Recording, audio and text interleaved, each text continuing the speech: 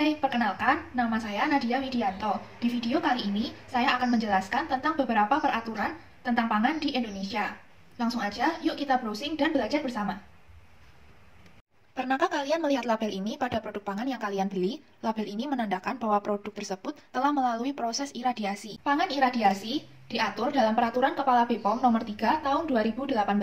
Pada bab 1, dijelaskan bahwa iradiasi pangan merupakan metode penanganan pangan baik menggunakan zat radioaktif maupun akselerator dengan tujuan untuk mencegah kerusakan dan pembusukan, pertumbuhan tunas, dan kontaminasi dari patogen. Sedangkan pangan iradiasi adalah setiap pangan yang dengan sengaja dikenai oleh radiasi ionisasi. Sedangkan pada pasal 3 dijelaskan sumber radiasi yang boleh digunakan pada iradiasi pangan, yaitu iradiasi gamma dengan menggunakan zat radioaktif kobalt 60 atau cesium 137, mesin pembangkit sinar X, atau mesin berkas elektron dengan ketentuan energi tertentu.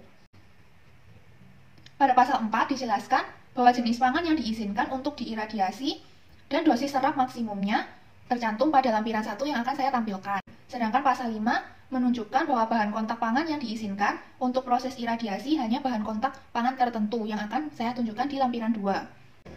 Pada pasal 9 dijelaskan bahwa iradiasi pangan hanya dapat dilakukan oleh fasilitas iradiasi yang telah diberi izin oleh Bapeten.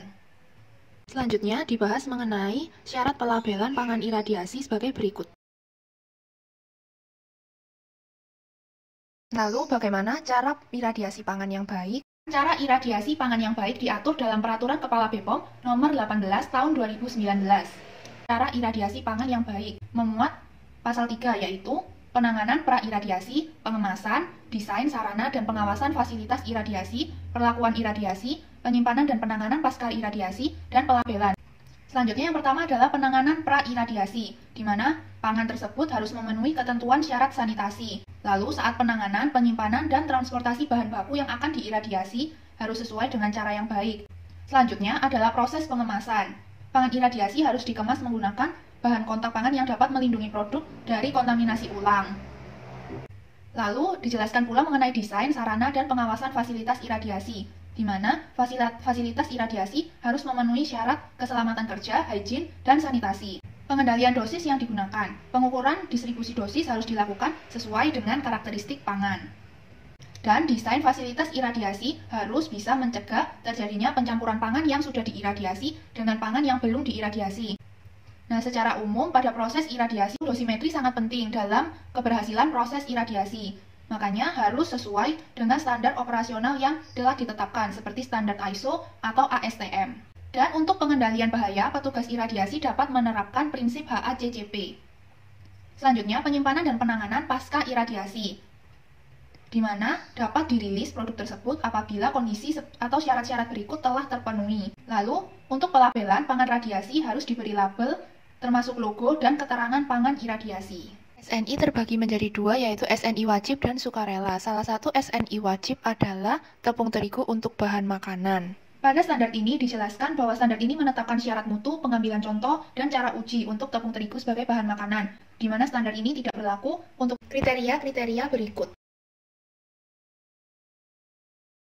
Tepung terigu sebagai bahan makanan yang dimaksud dalam standar ini adalah tepung yang dibuat dari endosperma biji gandum Triticum aestivum atau Triticum compactum atau campuran dari keduanya dengan penambahan Fe, Zn, vitamin B1, B2, dan asam folat sebagai fortifikan. Dan ini merupakan tabel syarat mutu tepung terigu dengan berbagai kategori dari secara fisik, kimia, maupun biologi. Pengambilan contoh menyesuaikan dengan standar berikut. Sedangkan untuk cara uji tepung terigu mengikuti prosedur yang akan dijelaskan di lampiran.